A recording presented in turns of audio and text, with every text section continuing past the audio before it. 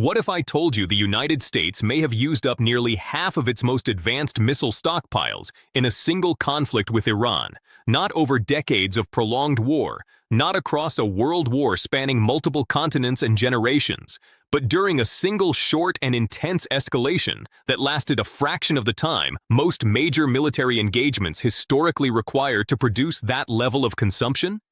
That fact alone should stop you in your tracks, because it reveals something profound and deeply important about the nature of modern warfare, the limits of even the most powerful military on Earth, and the hidden vulnerabilities that exist inside systems most people assume are essentially unlimited in their capacity and reach. According to recent defense assessments and reporting from serious military analysts with access to operational data, a significant number of high-end United States missile systems, with particular emphasis on air defense interceptors like Patriot missiles and components of the Terminal High Altitude Area Defense System, known as THAAD, were consumed at a rate dramatically faster than pre-conflict planning had anticipated or modeled.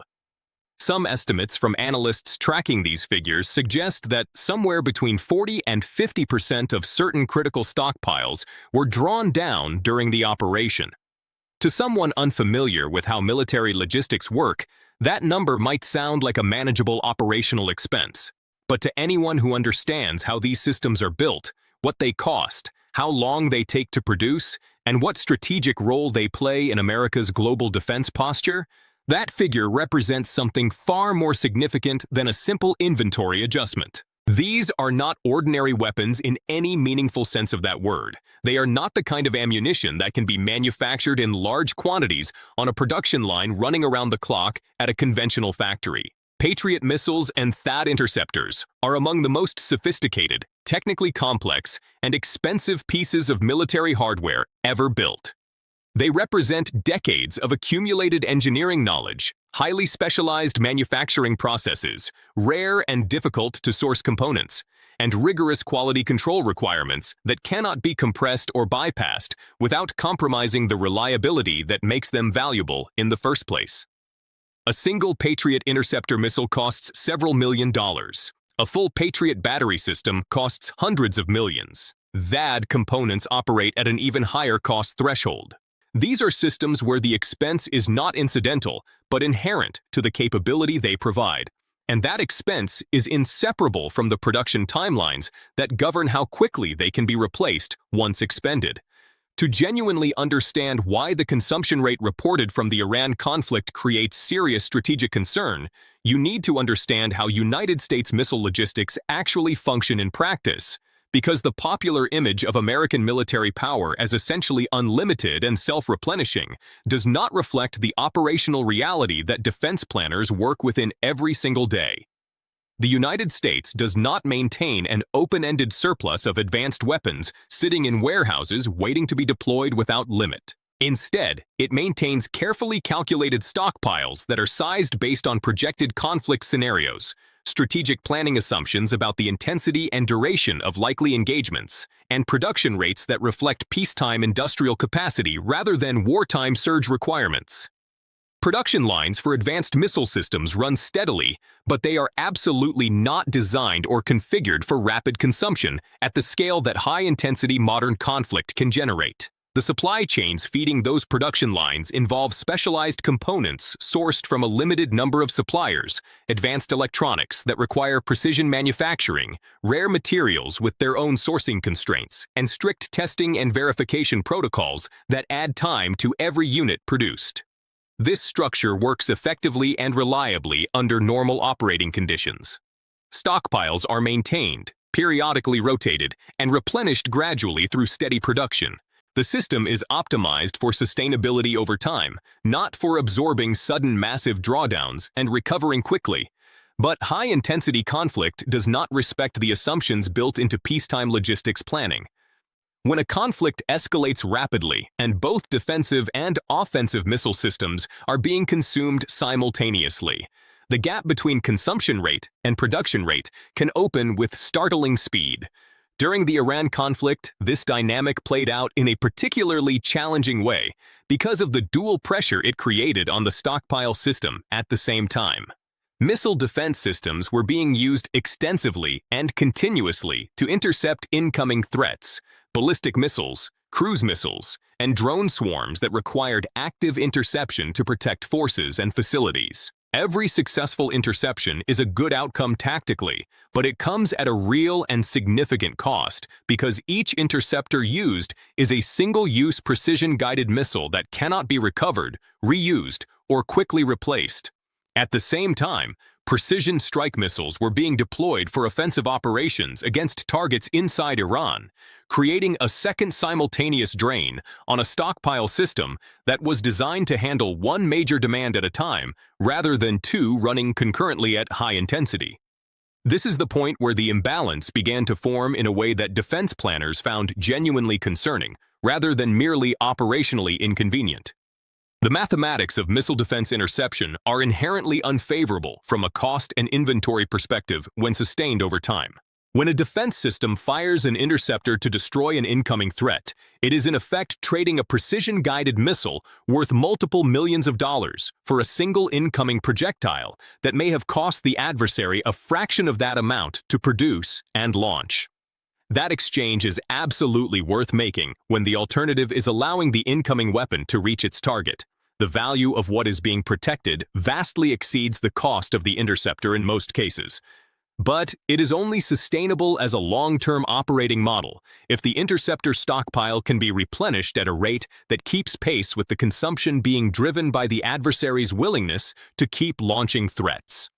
When an adversary can launch threats faster and more cheaply than the defender can replace the interceptors used to stop them, the defender faces a gradual but real erosion of defensive capacity over time, regardless of how technically superior their interception systems may be. What makes this situation particularly serious and worth understanding deeply is the specific nature of the weapon systems involved and the production reality that surrounds them.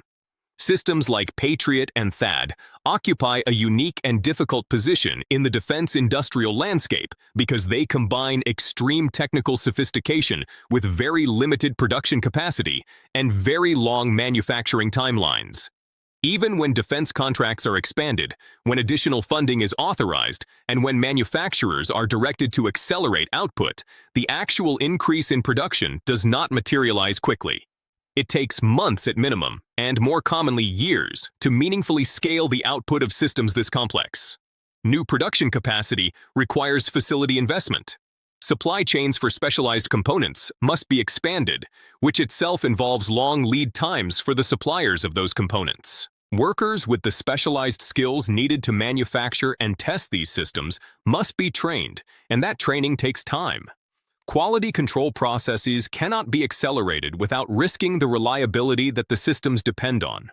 All of these constraints create a structural ceiling on how fast production can realistically respond to a sudden surge in consumption, regardless of how much money and political will is applied to the problem.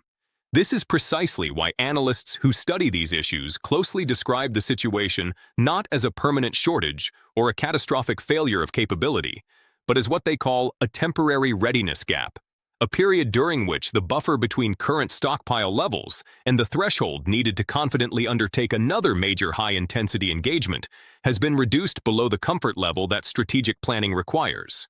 The distinction matters enormously for understanding what the situation actually means. The United States is not defenseless. It has not lost its military capability. It retains enormous destructive power and sophisticated defense systems across multiple domains. But the margin, the cushion of excess capacity that allows military commanders to respond to unexpected contingencies with full flexibility and without having to ration or prioritize their most advanced systems, has been compressed. And that compression has real strategic consequences that extend well beyond the specific conflict that caused it. Military strategy at the level the United States operates is never built around a single conflict happening in isolation. It is built around deterrence, which requires credible capability across multiple potential scenarios simultaneously. It is built around the ability to respond to unexpected developments in different parts of the world without depleting capability in one theater to reinforce another. It is built around the confidence of allies who depend on American security guarantees and whose own strategic calculations are influenced by their assessment of American capacity and staying power. When stockpiles in critical weapon categories drop significantly, even temporarily, it affects all of these dimensions of strategic posture in ways that are real, even if they are not immediately visible to the public. Adversaries who are monitoring these situations, and every serious adversary most certainly is, adjust their own calculations based on assessments of American readiness and capacity. Allies who are wondering whether security commitments will be honored in a crisis look at the same data and draw their own conclusions about reliability and staying power. The strategic consequences of a readiness gap are therefore not limited to the purely operational question of whether a specific mission can be executed. They extend into the broader landscape of deterrence, alliance management, and the credibility of American power projection globally. Another factor that adds significant complexity to this situation is that the United States is simultaneously managing military commitments and strategic responsibilities across multiple regions of the world, not a single focused theater. The same stockpile systems that were being consumed in the Iran conflict are also part of the inventory supporting commitments to European allies in the context of the ongoing situation in Ukraine. They are part of the deterrence posture maintained in the Indo-Pacific, where the strategic competition with China involves some of the most demanding missile defense scenarios military planners have to prepare for. They are part of defense agreements with allies in the Middle East, East Asia, and elsewhere who rely on American systems for their own security architectures. Missiles are not sitting idle in a single location, waiting to be called upon for one designated conflict. They are distributed across a global network of commitments, allocations, and forward deployments, and when consumption spikes sharply in one area, it affects the overall balance across all of those commitments in ways that require difficult trade-off decisions.